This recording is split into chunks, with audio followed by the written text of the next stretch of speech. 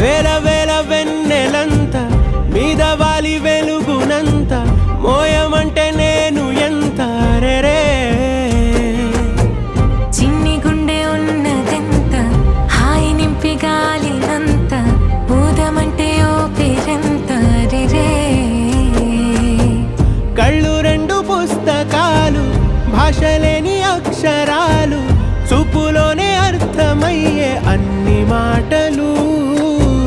ముందు లేని ఆనవాలు లేనిపోని కారణాలు కొత్త కొత్త ఓనమాలు ఎన్ని మాయలు కథలెన్నో చెప్పారు కవితల్ని రాశారు